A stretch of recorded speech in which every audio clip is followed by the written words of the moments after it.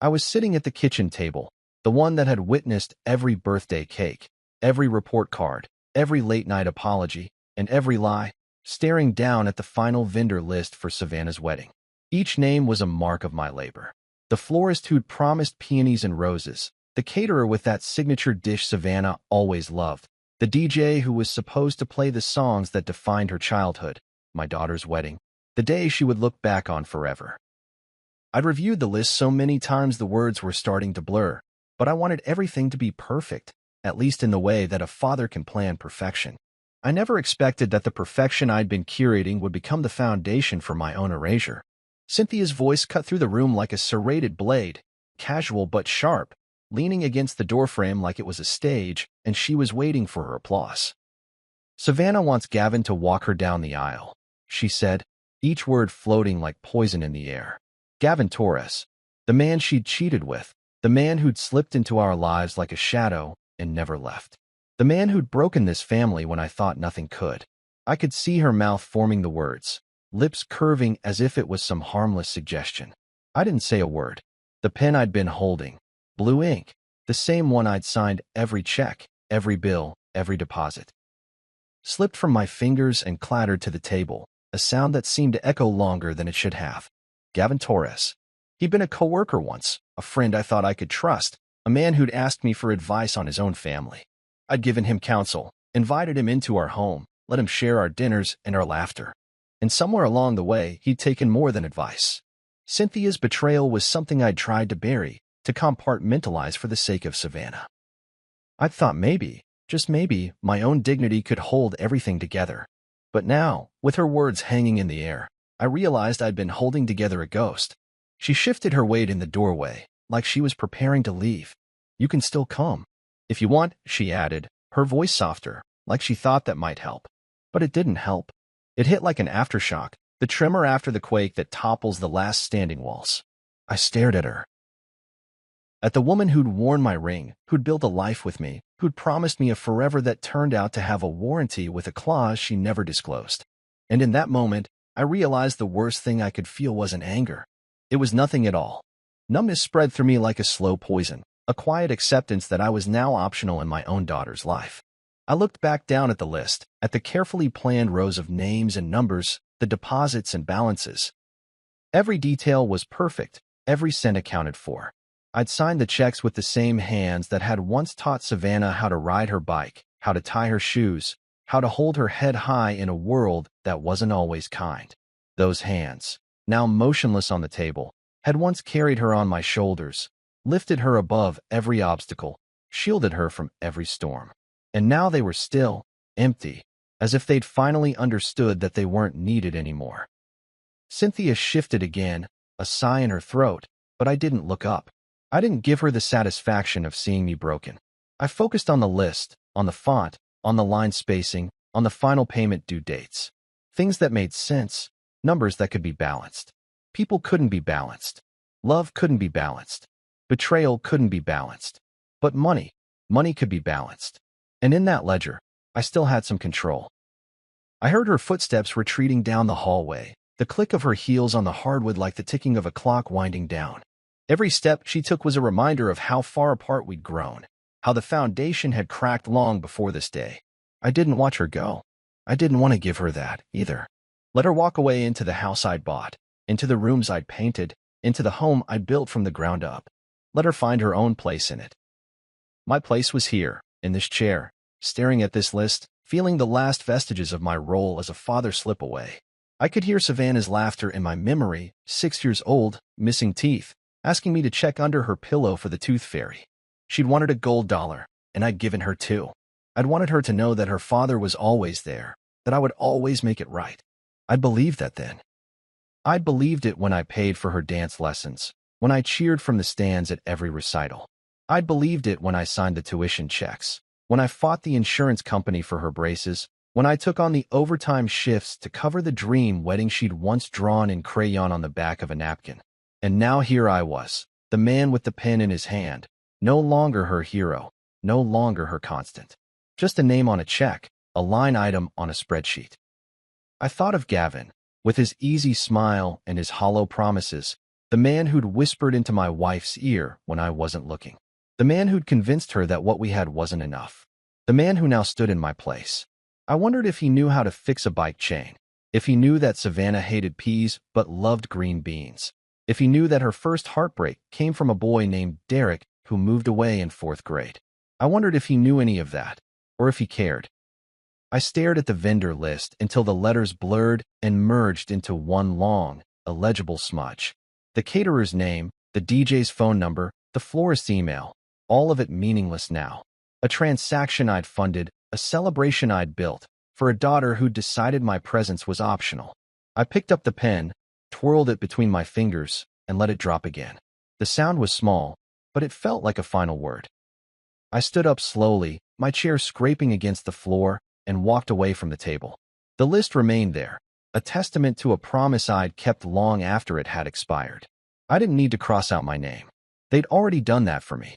And in that quiet kitchen, with the morning sun slanting through the blinds, I accepted that I was no longer the man who paid the bills or the father who caught every fall. I was the ghost at my own table, and ghosts don't get invitations to weddings. I walked past Cynthia without a word, my feet hitting the hardwood floor like the measured beat of a funeral march. Each step felt like a small rebellion against the life I'd built, one I'd funded, furnished, and sacrificed for. The house had always felt like mine in the quiet hours, but now every room felt like a museum of mistakes.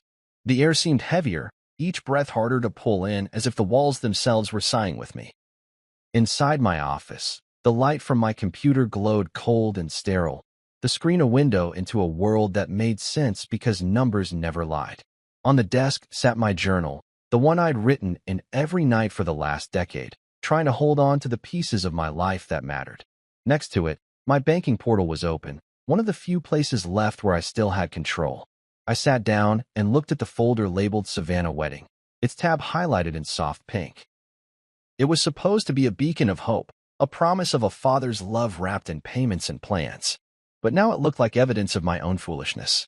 I clicked into the wedding account, each line item a memory of a moment I'd thought would bring her joy, the deposit for the venue, the down payment for the photographer, the retainer for the caterer who'd promised the best hors d'oeuvres this side of Raleigh. But it was all just numbers now, transactions with no meaning. I didn't hesitate. I transferred the $36,000 out of the wedding fund and into savings. A simple drag of a mouse, a click of a button, and all those promises disappeared like smoke. I felt nothing. No guilt. No anger. Just a sterile sense of closure. Like I was removing something infected before it could spread. My phone buzzed twice. Cynthia, probably trying to get me to talk it through, to explain myself. But there was nothing to explain. I didn't answer. Instead, I scrolled through the transactions and canceled everything that hadn't cleared. The florist? Gone. The DJ? Gone. The decorator with her promises of blush linens and glass centerpieces? Gone. Each click felt like pruning dead branches from a tree that would never bloom again. I didn't even think about what Savannah would say, what tears might fall, what accusations she might hurl my way. I'd given her everything I could, my time, my sweat, my money, my heart. And now I was giving her space to make her own mistakes, the way she'd made room for Gavin Torres to stand in my place. I closed the laptop slowly, the screen fading to black, leaving me staring at my own reflection. Tired eyes, lines deepened by years of trying to be the man who fixed everything. But I couldn't fix this. I couldn't buy my way back into her heart. I'd spent so long thinking that if I just worked harder, provided more, was stronger, she'd see me. That Cynthia would see me. But all they'd seen was a wallet, a name on a check, a man who would pay for their illusions. I wasn't that man anymore. I wasn't a man who paid for other people's happiness at the expense of his own. That night, I packed a small suitcase. No more than what I needed. A few shirts, a pair of jeans, my boots, and my journal. I folded each item with a precision that felt surgical, as though the act of packing was a way of rebuilding myself piece by piece. I found the key to the lakeside cabin in North Carolina, the place I'd bought quietly under a trust, no family name on it, just mine. I'd always imagined it as a retreat for rainy weekends, a place to think, maybe to fish. But now it felt like an escape hatch, a place to disappear. I booked a one-way flight for Friday morning. No round trip. No intention of returning. I didn't feel the need to leave a forwarding address. They knew where to find me if they really wanted to. But I doubted they would. Cynthia had Gavin now. Savannah had her new dad, the man who was always there with a grin and a story, the man who'd won her over with borrowed charm. Let him pick up the pieces. Let him pay for the fairy tale he'd helped her build. I sat on the edge of my bed, staring at the ring I'd worn for over 2 decades. It felt heavy now, like a manacle rather than a promise. I slipped it off slowly, feeling the skin beneath it pale and slightly indented, the mark of a lifetime's worth of loyalty. I placed it in the small wooden box where I kept the key to the cabin. It looked like it belonged there, a relic of a life that no longer fit me. I didn't feel sad. I felt free. Downstairs, the house was quiet. Cynthia had retreated to the guest room, the one she claimed was her reading space, but where I knew she sometimes slept after late nights working. I didn't say goodnight. There was nothing left to say. I left a note on the fridge. Please don't water the plants. They're already dead. It wasn't a metaphor. They'd been dead for weeks, dried, withered stalks that even the best gardener couldn't bring back. Just like us. Just like this house. Just like this family. I went back to my office and sat in the chair where I'd spent countless nights paying bills, planning birthday parties, worrying about Savannah's grades. It felt different now. Like a seat I'd outgrown. The man who sat here before, he was the man who tried to make everyone else's life easier, who put his own needs last. But that man was gone now. I was no longer the fixer. I was no longer the sponsor of illusions. I was a man who subtracted rather than screened, who walked away rather than begged, who chose silence over arguments. As I shut off the light, I felt a sense of peace settle over me. It wasn't the peace of resolution or forgiveness. It was the peace of clarity, the peace of finally knowing who I was and who I wasn't. I wasn't the man who paid for their happiness anymore. I wasn't the man who gave without receiving. I wasn't the man who sacrificed so others could thrive at my expense. I was the man who subtracted rather than screened. And that was enough. I opened my eyes before dawn, the air in the house thick with the smell of old paint and the faint scent of Cynthia's perfume lingering like a bad memory. I didn't expect to sleep last night, not really, but exhaustion had crept in around 3 in the morning, draping itself over me like a tattered blanket. Now, in the cold light of pre-dawn, everything felt sharper, more honest. I moved through the house quietly, collecting the things I hadn't yet packed, items that belonged to a version of me that no longer existed. I opened drawers with the precision of a surgeon, my hands steady and deliberate. Every item felt like a relic. Old notebooks filled with Savannah's childhood drawings, receipts for school trips, a birthday card from Cynthia that read, "Forever yours," and a handwriting that felt like a stranger's. I found the photo of Savannah riding her first bike. She was 6, with a gap-toothed grin and pigtails that danced as she pedaled. I remembered the day like it was yesterday. I'd spent 3 hours assembling that bike in the garage, sweating under the July sun while Cynthia had been at yoga. She came home late that day, hair mussed, as bright in a way I hadn't seen before, but I'd been too caught up in Savannah's triumph to think much of it. Looking back, I realized I'd been assembling more than a bike. I'd been assembling a life that I thought would last forever. I placed the photo in the cardboard box I'd labeled Memories. It was a lie, of course. Memories don't fit neatly into boxes. They leak into the corners of every room, haunting the spaces between breaths. I moved on to my desk and found the planner's business card, her chirpy voice still echoing in my head. She'd called 3 times yesterday, leaving messages like a broken record. Just confirming everything is on schedule. Let's make this day magical. I picked up the phone and dialed her number. When she answered, I didn't waste time. "I'm stepping away from this," I said. Her voice stumbled, questions bubbling up that I didn't care to answer. I ended the call before she could protest. I didn't owe her an explanation. Magic had nothing to do with this anymore. Doug, my lawyer, called next. I'd emailed him last night, asking for an urgent update to my will. I decided it was time to remove the illusions along with the wedding fund. Savannah's name came off first, a pang of something like grief twisting in my gut as I watched her inheritance disappear from the document. But grief had no place here. It was a transaction, like everything else. Cynthia's clause vanished next, her spousal benefits and trust allocations gone with a single click of the mouse. I didn't smile. I didn't gloat. I just felt clean, like a man who'd finally finished cleaning out a wound that had festered for too long. Doug asked if I was sure. "This is a big decision, Malcolm," he said, his voice heavy with caution. "You're cutting your family out completely." I took a deep breath and let it out slowly, picturing the way Cynthia's eyes had flicked away when she'd told me about Gavin. "They're not my family anymore," I replied, my voice calm, steady. "Family doesn't treat you like an option." There was silence on the line, and then he cleared his throat and told me it was done. Everything now went to the Westbrook Hospice Fund. I'd volunteered there for years, long before Cynthia and Savannah had become strangers. I trusted them to use the money wisely, to bring comfort where I couldn't. It felt right. I shut off the computer and looked around the office. It felt different now, stripped of its obligations. The papers were organized, the bills paid. There were no loose ends, nothing left to hold me here. I stood and walked to the kitchen. The refrigerator hummed softly, a sound that used to mean home but now just sounded like another burden. I opened the door and pulled out the magnet that held up Savannah's engagement photo. Her smile was bright, but it didn't reach her eyes. I wondered if it ever had. I left the note there, "Please don't water the plants. They're already dead." It wasn't a metaphor. Cynthia had always forgotten to water them when I was away, and I'd always come home to crisp, lifeless leaves. This time, I wouldn't be coming home. This time, there would be no one to revive them. I grabbed my bag, slung it over my shoulder, and walked through the living room, taking one last look at the photos on the mantel.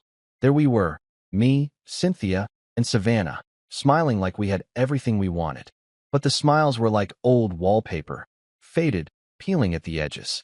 I didn't bother to take them down. Let them stay as ghosts of a life that had already ended.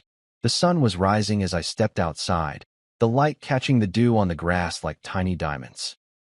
I took a deep breath and felt the cool air fill my lungs, crisp and cleansing. For the first time in years, I felt light. I didn't know anyone an explanation. I didn't know them a fight.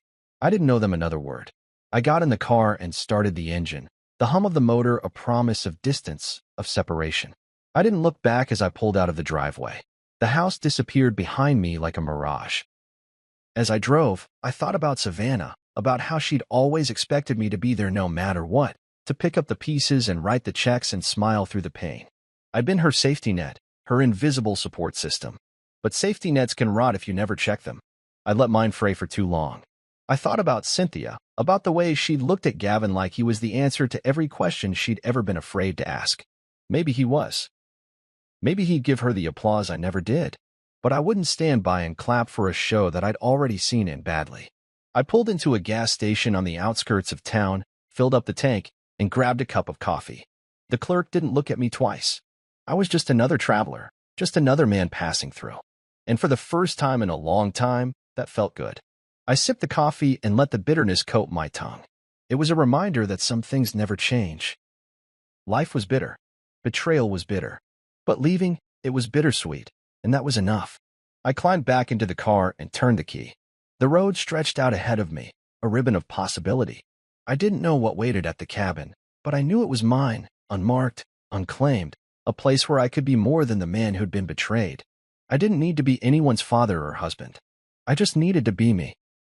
And as the sun climbed higher, I felt the last pieces of the old life fall away, like dust shaken from my shoes. I had become a ghost, yes, but I was a ghost by choice. And for the first time in years, I was free. They arrived at the venue expecting magic. Every detail paid for, every moment planned, every second accounted for in a spreadsheet I'd cross-checked 100 times. It was supposed to be a day for memories, a step into the future I'd built with my own hands. But what they found instead was a place that felt abandoned, a hall of echoes and silence. The doors were locked. The grand entrance that Savannah had always dreamed of was sealed, and the perfect day she'd rehearsed in her head had become a cautionary tale. No florals lined the walkway. The petals she'd insisted on, white roses and pink peonies, were nowhere to be seen. The sign that should have welcomed guests was blank, a wooden board with no name, no date, no promise of forever. Inside, it was worse. The lights were off, the air thick with the smell of stale wood and dust. The planner had quit 2 days ago. She'd called me, voice trembling, telling me that the payments had stopped, that the florists hadn't been paid, that the DJ hadn't received his final deposit. "I'm so sorry, Mr. Walker," she'd whispered. "But I can't keep this going if I'm not getting paid." I thanked her for her honesty. I didn't blame her. She'd been part of the machine I'd set in motion, But it wasn't her fault that Savannah and Cynthia had decided I was disposable. I'd spent my life paying for everyone else's dreams. It was time for me to step away from that ledger. Gavin was nowhere in sight, though I could imagine his smirk, his casual laugh, the way he'd show up late and expect the world to adjust to his clock. Cynthia tried to call me 6 times that morning alone, but I let each call go to voicemail. Her voice, once a melody I'd lived for, was now static. I didn't need to hear her explanations or her excuses. I'd heard enough. I'd lived enough. Let them sort out their own mess for once. Savannah, though, she was different. She was pacing the venue in her heels, clutching her phone like it was a lifeline, shouting into the air at nobody in particular. The dress rehearsal was supposed to be her victory lap, her moment to shine, but now it was a theater with no audience, no director, no script. Just an empty stage that mirrored the hollow promises I'd been living under for years. I imagined her eyes, the same eyes that had once looked at me with trust and admiration, now flashing with anger and confusion. She didn't understand that weddings weren't built on borrowed love. They were built on the foundation of loyalty, of respect, of shared history. And she'd chosen to rewrite that history, to replace the man who'd carried her on his shoulders with the man who'd carried her mother into a lie. I wondered if she realized that every petal, every plate, every light bulb had been paid for by the same hands that had lifted her high when she couldn't reach. But it didn't matter now. The receipts were canceled, the checks stopped. The fantasy ended when I stopped funding it. I pictured the guests arriving, their dresses pressed, their hair done just so, expecting a perfect day. Instead, they'd find locked doors, no music, no lights, just silence. Maybe some would gossip, maybe some would judge, but most would simply turn around and leave, shaking their heads and wondering how it had all fallen apart. I imagined Cynthia standing there, trying to call the planner, trying to reach the florist, her voice rising with every unanswered ring. I imagined her rage, her confusion, her desperation to keep up appearances. Because that's what this was all about, appearances. A wedding that wasn't a union, but a performance, a show that needed an audience to feel real. Savannah would be furious. I knew that. She'd feel betrayed. She'd blame me. She'd call me heartless, cruel, a monster for ruining her day. But the truth was, I hadn't ruined it. I'd only stopped paying for the illusion. I hadn't stolen her dream. She'd traded it for applause from a man who hadn't earned it. A man who'd whispered promises he'd never have to keep.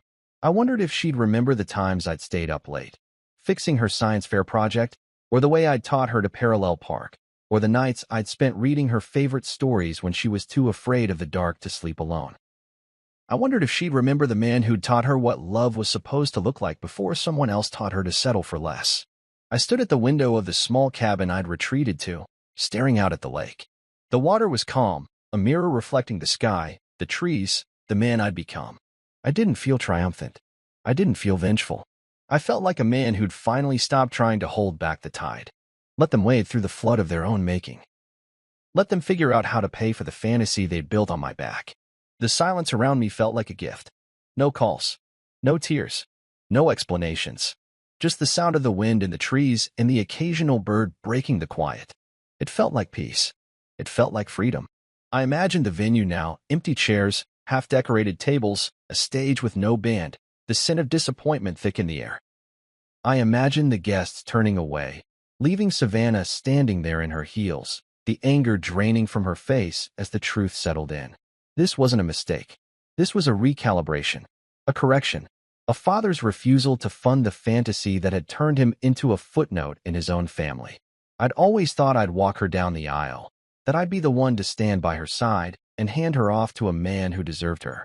But she'd chosen a different man. One who hadn't earned that honor, one who hadn't lived the nights of worry, the days of sacrifice, one who hadn't paid the price. I took another sip of coffee, the mug warm in my hands, the smell of roasted beans grounding me in the present. I didn't regret my decision. I'd given everything I had, and it hadn't been enough. That was the truth I'd been avoiding for too long. I tried to buy their loyalty, to pay for their love, to secure my place in a family that had already decided I was replaceable. But loyalty wasn't a purchase. It was earned. And I was done paying for something that should have come for free. As the sun sank lower, I felt a sense of calm settle over me. Tomorrow would come, with or without me. The world would keep spinning.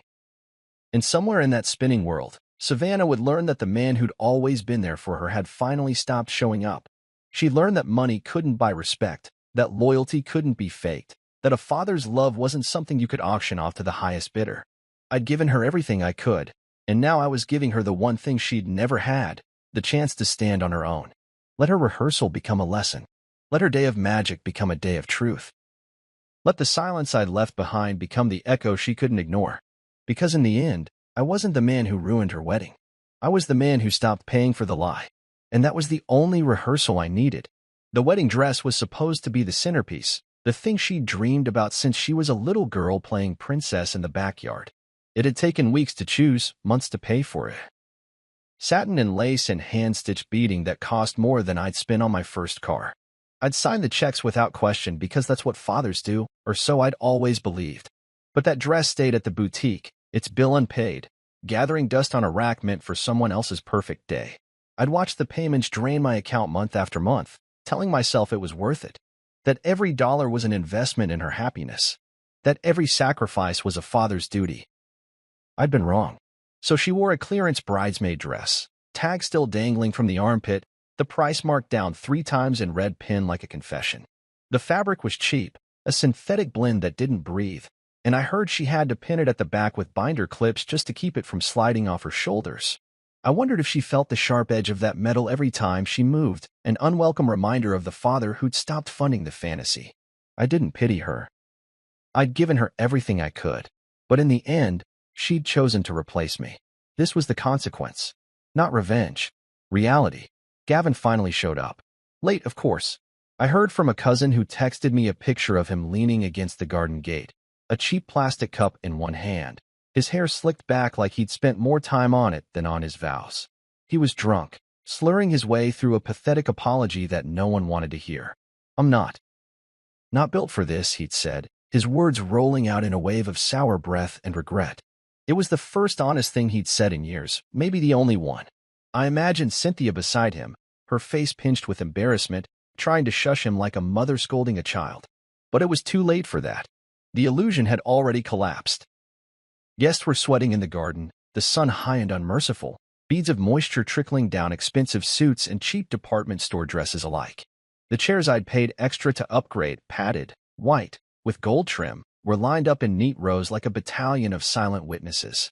The only sound in the air was the hiss of the sprinklers, the water arching over the grass and soaking those perfect chairs, turning them into sodden reminders of everything that had gone wrong. I wondered if Savannah noticed the way the seat covers darkened with each drop, like bruises forming on a white canvas. I wondered if she remembered the night we'd sat together in this very garden, going over the seating chart, planning every detail so that no one would feel left out. The ceremony itself looked like a set left over from a canceled show. Half-finished flower arrangements wilting in the sun, a table meant for the unity candles but no candles, the arbor Gavin had promised to build still in pieces behind the tool shed. Even the music, a Bluetooth speaker borrowed from the DJ who'd taken his deposit and run, crackled and died halfway through the prelude, leaving a hush that felt like a silent condemnation. I wasn't there to see it, but I imagined it perfectly, every detail as vivid as if I'd been standing in the back row, arms crossed, waiting for the apology that would never come. People whispered, of course. They always do.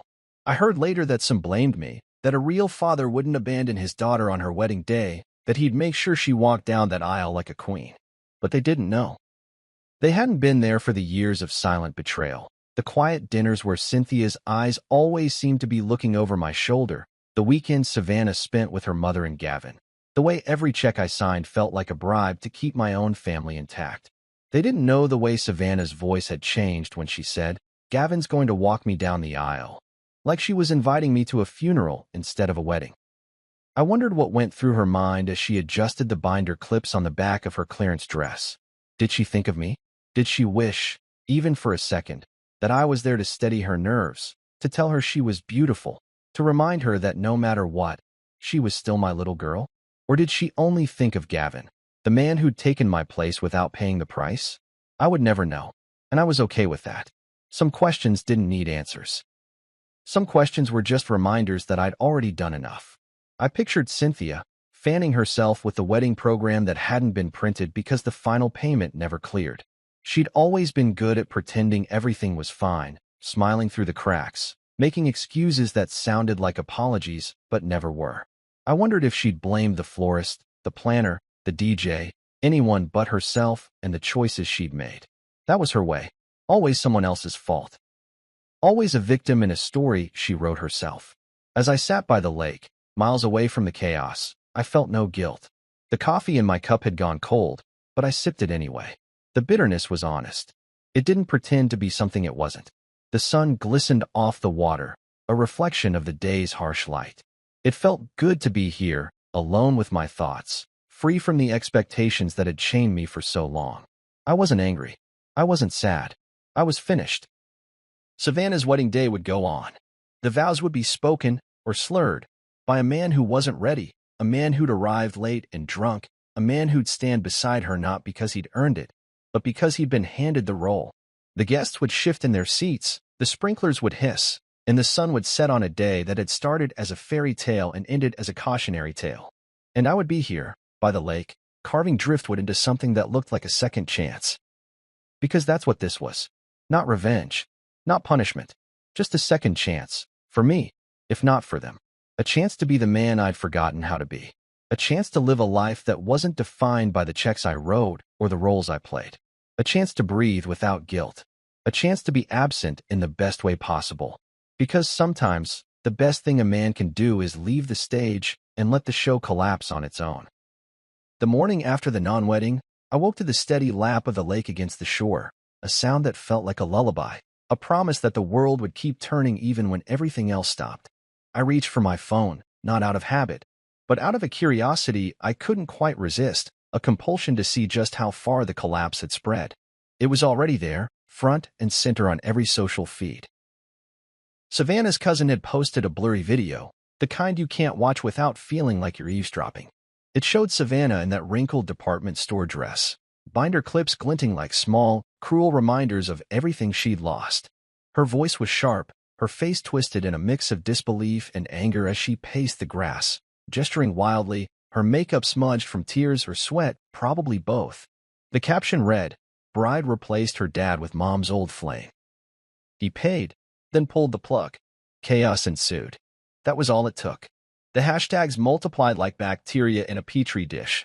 Hashtag wedding fail. Hashtag father knows best. Hashtag the silent exit. I watched it all unfold in real time, a train wreck of my own making, and I felt nothing but an odd sense of relief. It was finally public now. I didn't have to explain anymore. I didn't have to justify. The truth had grown legs and was running free, and I didn't have to chase it. I sipped my coffee and let the bitterness ground me in the present. By sundown, memes had sprouted like weeds. A stock photo of a bride in tears captioned, "When dad funds your wedding but won't fund your replacement dad." A short clip of a DJ playing at an empty venue, and that bourbon shot renamed The Silent Exit at a bar down the road. It spread so fast it was hard to keep up. My phone lit up with notifications I ignored. Calls from Cynthia, Savannah's name flashing like a ghost. Messages from people I hadn't heard from in years suddenly pretending they'd always been on my side. I silenced the phone and let it hum in the bottom of my bag, an artifact from a world I didn't belong to anymore. I imagined Cynthia sitting in her living room, the curtains drawn tight, the glow of her phone screen illuminating the lines around her mouth that she tried so hard to hide. She'd be scrambling now, calling every florist, every planner, every guest who might dare to tell the truth. She'd delete her socials, try to spin the narrative, maybe even craft some half-baked apology about misunderstandings and unexpected circumstances. But it was too late. The story had escaped her control. I didn't have to defend myself because the facts were doing it for me. Savannah, too, would be trying to pick up the pieces. I could see her. Laptop open, eyes puffy, hands trembling as she typed a statement that would never be enough. She'd blame me, I knew that. But deep down, I hoped a small part of her recognized the truth. That loyalty couldn't be bought. That fathers weren't replaceable. That every petal on that aisle had been laid there by the same hand she'd chosen to abandon. But I wasn't waiting for an apology. I wasn't holding my breath for understanding. I'd let go of that the moment the final deposit went unpaid. I thought about the neighbors, the way they'd nod at me in the grocery store or wave from their driveways like nothing had changed. They'd always thought of me as the quiet one, the man who never made a fuss, who paid his bills and kept his head down. And now, I was still that man, only this time, my silence had become a weapon, a statement. Martin, my old coworker, posted on his page, Malcolm never raised his voice. He didn't need to. This was silence with teeth. I almost smiled at that. He'd understood something most people never would, that sometimes the loudest thing a man can say is nothing at all. The town's little paper picked it up next, their column a careful dance around names they wouldn't print, but everyone recognized anyway. Sources close to the family had plenty to say, but even in the most sanitized version of the story, the facts remained the same. The bride's father paid for everything until he didn't. The groom had come late and left even sooner. The mother's past had come home to roost, and the daughter had learned the price of choosing the wrong man to walk her down the aisle. I read it all, I skimming the lines, and felt the world's collective judgment settle like dust on old furniture. But this time, it didn't choke me. It freed me. I didn't post a statement. I didn't call Savannah. I didn't answer Cynthia's texts. I didn't explain, because what was there to explain? I'd spent years funding their illusions, buying their forgiveness, smoothing over the cracks in a foundation that had long since crumbled. And for what? So they could parade me around like a trophy father while letting another man take my place? No, I'd had enough. Let the town talk. Let them write their hashtags and make their memes. Let them sip their silent exit bourbon and toast my disappearance. It didn't matter, because for the first time in decades, I was living for me. I spent the afternoon by the lake, carving driftwood into shapes that made no sense, spirals, lines, curves that defied explanation. It was therapy, I guess, or maybe just a way to pass the time. Every cut of the blade felt like a reminder that I could still shape something, that my hands hadn't lost their purpose just because they'd stopped writing checks. A neighbor from across the water, old Dave Holloway, waved at me from his fishing boat.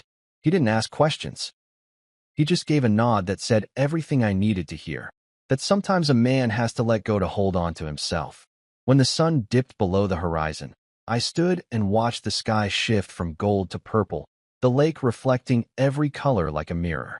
It felt like the world was exhaling, finally releasing the breath it had been holding since the first wedding deposit was made. I felt that same release in my chest. A loosening, a letting go. I didn't have to be the hero anymore. I didn't have to be the villain, either. I was just a man who'd chosen silence over self-destruction, absence over applause. As the stars emerged, I picked up my phone once more. The notifications were still there, stacked like unopened letters from a past life. I thought about deleting it all, wiping the slate clean. But instead, I powered it off and placed it face down on the table. Let them talk. Let them judge. Let them call it revenge or cowardice or selfishness. I didn't care. Because in the end, the only truth that mattered was the one I'd chosen for myself, that silence isn't weakness. Sometimes it's the strongest statement a man can make. And this was my statement, wordless, unbending, and final. I could feel the town's eyes on me even though I was miles away. It was the way small towns worked.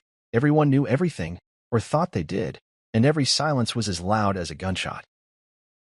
Even people who'd never spoken to me were forming opinions, piecing together scraps of gossip into a story that suited them best. Some probably thought I'd snapped, that I'd finally let all those years of quiet loyalty boil over into revenge. Others knew me better, or at least they claimed to, and said I was too calm for that. Martin, my old coworker who'd seen me through every Monday morning meeting and every overtime shift, told anyone who'd listen, Malcolm never raised his voice. He didn't need to. This was silence with teeth. I couldn't have phrased it better myself. Cynthia had always been the town's darling, the social one, the one who hosted book clubs and potlucks and knew just the right thing to say to make people feel comfortable. She'd always worn that like a badge of honor, a shield that protected her from the truth of who she really was when the lights went down. Now that shield had cracks, and even her carefully crafted smiles couldn't keep the town from picking a side. She tried damage control, deleted her social media first, then reactivated it with all the grace of a confession written in disappearing ink. But the screenshots had already made the rounds. Savannah followed suit a day later, scrubbing her accounts clean like a child trying to hide the evidence of a broken vase. But nothing truly disappeared in this town.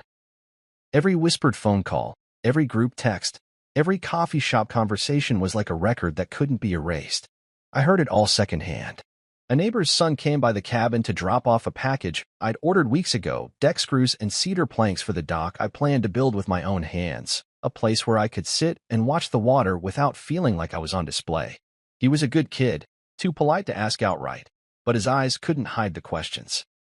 I could almost hear him asking, "Did you really leave them without a wedding? Did you really cut them off like that?" I signed for the package and gave him a nod that said more than any explanation. Because the truth didn't need to be defended, not anymore. It just needed to be lived. The town didn't gossip this time, they chronicled. Like a cautionary tale, like scripture carved into stone. Imagine replacing your dad with your mom's affair partner and expecting him to foot the bill, someone had posted. No name attached, but the sentiment echoed like a bell through every conversation. Even the people who'd always rolled their eyes at my quiet nature now defended it. The local mechanic, Tom, who'd replaced my alternator last winter, told his wife in the grocery line that man worked his ass off for them, paid for everything, and that's how they thanked him? She'd nodded, eyes wide, like they'd uncovered some universal truth. And maybe they had. Maybe the silence I'd left behind spoke louder than any defense I could give. I thought about Savannah, the way she'd look at me during school plays, scanning the audience to make sure I was there. The way her face would light up when she saw me. A moment of connection that felt unbreakable. I wondered if she'd ever thought about those moments, or if Gavin's smile had replaced every memory we'd built. Did she know I'd worked double shifts to pay for her dance lessons? That I'd driven across 3 states to get her that one dress she'd begged for at 13? That I'd stayed up all night once, building a stage set for the high school musical because the drama teacher quit last minute? Did she know any of that? Or was I just the man who used to live in her house? Cynthia tried to spin it. She always did. I'd heard from the town clerk's niece that she'd been calling around, asking people to understand her side of things. That I'd abandoned them. That I'd refused to help in the final days of the wedding. That I'd betrayed my own daughter. I imagined her saying it with that perfect mix of regret and righteousness she'd mastered over the years, her eyes watering just enough to draw sympathy. I didn't bother to correct the record. Let her spin her web. Let her be the tragic heroine in her own story. I'd spent too many years paying the cost of her illusions. I wouldn't pay anymore.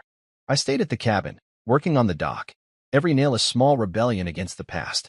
The wood was rough, but it felt honest under my hands. I liked the way the grain caught the sunlight, the way the hammer felt solid, the way each board came together to make something real. No lies in the cedar. No apologies needed. Just work and sweat, and the occasional splinter, a small price to pay for something I could call my own. Sometimes Dave Holloway came by with a 6-pack, nodding at the lake like it was a silent witness to the whole affair. "You did right, Malcolm," he'd say, the words slow and deliberate, like a man who knew what betrayal cost. Sometimes the best thing you can do for a family that don't respect you is let them see what happens when you're gone. I'd nod, taking a long sip of beer, the bitter taste a reminder that some truths sting before they heal. In the evenings, I'd sit on the end of the unfinished dock and watch the water ripple, the sky painting itself in strokes of pink and orange. I thought about all the years I'd spent working for a future I thought we all wanted. I thought about the nights I'd driven home exhausted, only to find Cynthia waiting with a smile that never reached her eyes. I thought about Savannah, about the way her laughter used to fill the house like sunlight, before it turned brittle and sharp. I wondered if there was a version of this story where we'd all been honest from the start. But that was just a fantasy, a what-if that no longer mattered. The town had chosen sides, but I'd chosen mine too. I didn't need their approval. I didn't need their condemnation. I'd lived too long worrying about what people thought. Now I just wanted to live. And in that silence, carved out with every plank and every nail, I found something I hadn't felt in years. Peace. Not the kind that comes from making everything right, but the kind that comes from no longer pretending it ever could be. Dave Holloway posted a photo of us fishing, a snapshot that looked as ordinary as any day at the lake. I didn't even know he'd taken it. I hadn't posed, hadn't planned on being part of a story that would circle the town like a hawk overhead. But there it was. Me, in my old green windbreaker, holding a striped base like it was a badge of honor. I was smiling, a real smile, not the one I'd worn for Cynthia's family gatherings or Savannah's recitals. Just a simple, unforced grin. Peaceful. Whole. Like a man who'd finally found a place where his breath came easy and the weight on his chest had lifted. It didn't take long for that photo to spread. Posted, shared, commented on like a spark in dry grass. Bride melts down. Dad goes fishing, someone captioned it. I laughed when I saw it, A short, surprised sound that felt like an exhale I'd been holding for years. The internet called it revenge. I didn't. It was relief, plain and simple. I hadn't gone fishing to spite anyone. I'd gone because the lake was quiet and the fish didn't ask questions. The fish didn't care about wedding deposits or betrayal or who walked Savannah down the aisle. They didn't need explanations. They just bit the hook and fought like hell to live. I respected that. It was strange, watching the world interpret my absence as a calculated strike. 100 people who'd never cared about my life were suddenly experts on it. They built narratives from fragments of information, each one tailored to their own idea of justice. Some thought I'd abandoned my daughter out of pettiness, a father too proud to put her happiness first. Others painted me as a hero, the man who'd finally stood up for himself after years of silent sacrifice. But the truth was simpler, smaller, and less satisfying than either side wanted it to be. I was tired. Tired of funding illusions, tired of being a prop in a story I no longer believed in. I hadn't chosen the lake over my daughter. I'd chosen the lake over my own slow undoing. Cynthia must have seen the photo. I imagined her scrolling through her phone, her carefully managed world cracking open as the likes and comments piled up. Maybe she'd shown it to Savannah, her voice a mix of rage and disbelief. Look at him, fishing while you stood there in that. She wouldn't have said clearance dress, but she would have thought it. I wondered if Savannah's eyes had lingered on the smile I wore, the relaxed posture, the fish that meant more to me than a wedding I wasn't invited to. Maybe she'd felt a pang of regret, or maybe just a sharper kind of anger. But either way, it didn't matter. That photo wasn't for them. It was for me. I'd always been the man who carried the load, who showed up, who signed the checks and stood in the shadows so others could shine. I'd never minded. I told myself that was love, sacrifice without complaint. But now, as I sat by the water, the rod resting across my knees, I realized that love without respect was just servitude. I'd given them everything I could, but I couldn't make them choose me. That was their choice. And they'd chosen Gavin, chosen betrayal, chosen a fairy tale that didn't need the man who'd built the stage. Dave's photo captured something I hadn't expected: peace. A man alone with his thoughts in the slow rhythm of the lake. No accusations. No demands. Just the honest work of living. It wasn't revenge. It was relief. And for the first time, that was enough. Let them call it whatever they wanted. Let them build their stories and share them like gospel. I didn't owe them the truth anymore. I'd given enough. Silence was my gift to myself. When I got back to the cabin that night, I found my phone buzzing with notifications. Messages from people I barely knew, sharing their own stories of betrayal and quiet exits. "You're an inspiration," one woman wrote. "I wish I'd had the strength to walk away like you did." I didn't know what to say to that. I wasn't trying to inspire anyone. I was just trying to survive. Another message read, "My dad never walked me down the aisle, either. But he never explained why." I stared at that one longer than the others, my thumb hovering over the screen. I wanted to reply, to say that sometimes the explanation isn't what you want to hear. Sometimes it's just that a man can't keep paying for his own erasure. But I didn't respond. I didn't want to be anyone's hero. I just wanted to be free. I turned off the phone and set it on the table. The wind rattled the window, carrying with it the scent of pine and the promise of rain. I thought of the years I'd spent patching cracks in a dam that was always going to break. The years of being the man who never made a scene, who never raised his voice, who never demanded anything for himself. They'd all come to a head in that moment at the kitchen table when Cynthia had said, "Savannah wants Gavin to walk her down the aisle." That was the end of a story I'd written with every sacrifice, every quiet night, every check signed with shaking hands. That was the moment I realized I was optional, and the moment I decided to stop pretending I wasn't. The lake was still in the moonlight, a silver sheet stretching to the horizon. I stepped outside, the windbreakers zipped up to my chin, and breathed in the night air. It smelled of wet earth and freedom. I sat on the dock I'd built, my feet dangling above the water, and let the silence settle around me. No phone calls, no explanations, no rehearsals, just the slow, steady beat of my own heart, reminding me that I was still here, that I was still enough. Somewhere across the water, an owl called, its voice a low, haunting echo that felt like a blessing. I listened and let it fill the spaces that used to be crowded with doubt and guilt. I didn't need to defend myself anymore. I didn't need to fight for a seat at a table that had already been cleared. I was the man in the windbreaker, the man with the fishing rod and the crooked smile, The man who'd finally learned that sometimes the best revenge isn't a loud declaration or a grand gesture. Sometimes it's just living your life without them. I closed my eyes and let the night embrace me. Tomorrow, the town would talk. Tomorrow, they'd share their opinions and their judgments. But tonight, I was just a man on a dock, the lake at my feet, the stars overhead. And in that quiet, I found something I'd been searching for all my life: peace. The town newsletter hit the stands at dawn, its headline careful but unmistakable: a celebration gone awry. They didn't name names. Small towns rarely do when the truth is as obvious as the sunrise, but everyone knew who it was about. The bride who'd burned her father's name for applause, the mother who'd handed the spotlight to a man who'd never earned it, the daughter who'd worn a clearance dress with binder clips instead of the gown her father had paid for. The silence that followed every line of that article felt like an echo only I could hear. I sat on the front porch of the cabin, the wood creaking beneath my weight, and watched the sun rise over the lake. It cast a glow on the water that felt both warm and cold, like a reminder that even the brightest days could hold shadows. I'd read the article twice before breakfast. The reporter had reached out, a young man named Carter, eager for a quote, a soundbite, a headline. Just a comment, Malcolm. Your side of the story. But I hadn't replied. Not out of pride, but out of peace. That story didn't need my voice. It needed my silence. Because silence, when chosen, becomes narrative. I thought about all the years I'd spent believing my voice mattered, that if I just spoke loud enough, if I just explained enough, if I just kept giving, they'd finally understand what I'd done for them. But explanations are a currency that only spin well with the willing.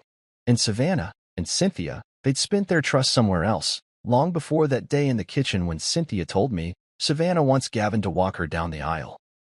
That was the moment I stopped being a father in their story and started being a prop, a man to foot the bill for a dream that didn't include me. The lake was quiet, the kind of quiet that settles in your bones. I watched a heron glide across the water, its wings barely skimming the surface. Even in flight, it made no sound. I admired that, the ability to move through the world without announcing yourself, to find your place without forcing it.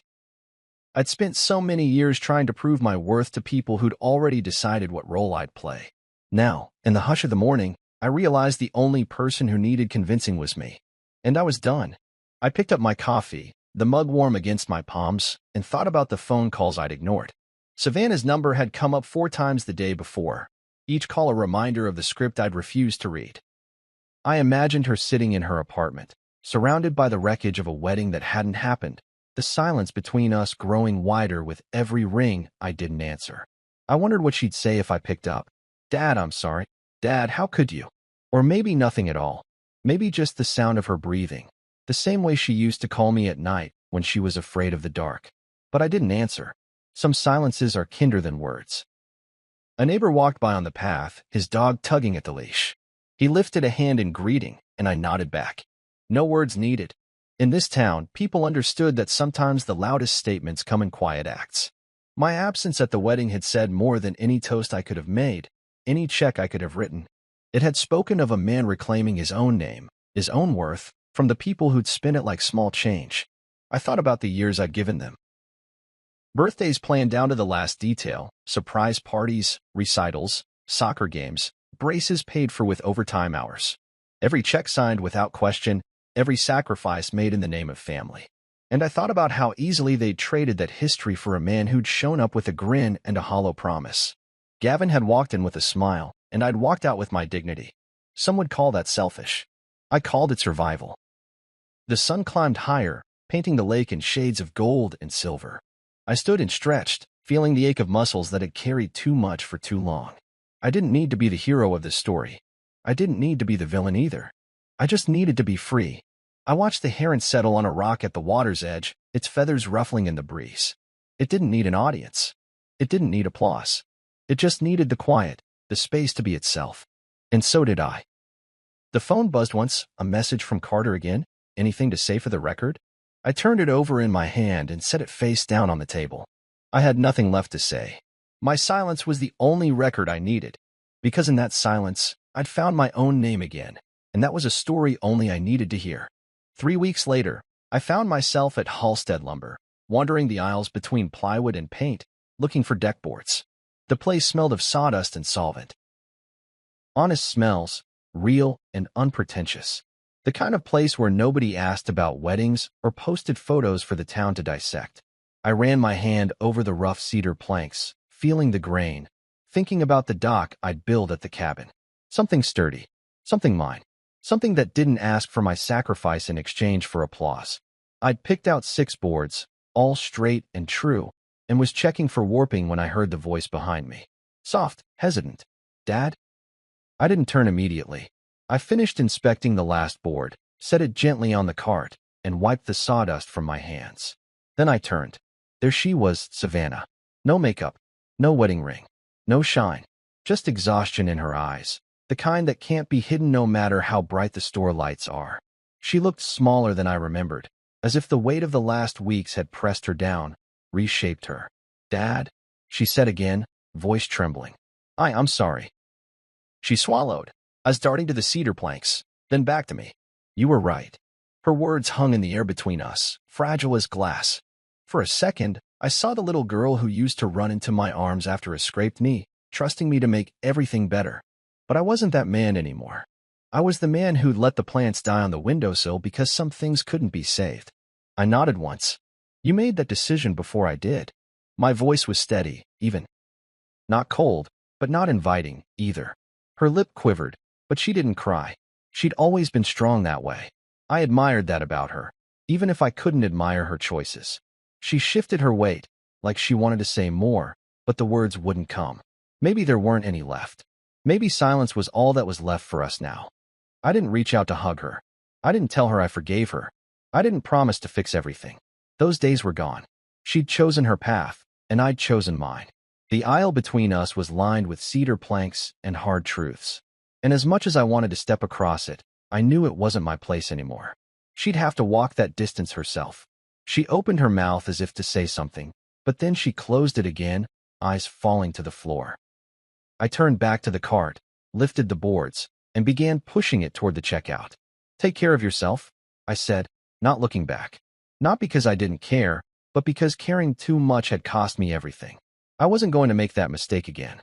I paid for the boards, the cashier scanning each one with the same disinterest I'd learned to master. She handed me the receipt, and I folded it carefully into my pocket. A record of what I'd chosen to build for myself, this time on my own terms. As I left, I didn't glance back to see if Savannah was still standing there. Some distances aren't meant to be crossed all at once. Outside, the sun was bright but not warm, a cool breeze carrying the scent of wood and possibility. I loaded the boards into the truck bed, tying them down with a precision that felt like a kind of prayer. Each knot a promise to myself that I'd build something that wouldn't collapse under the weight of expectation. I got in the truck and started the engine, the rumble grounding me in the present. No phone calls. No demands. Just the road ahead and the scent of cedar.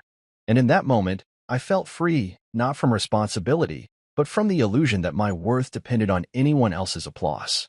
I drove away from Halstead Lumber, away from the girl I'd raised and the woman she'd become. Not angry. Not cruel. Just done.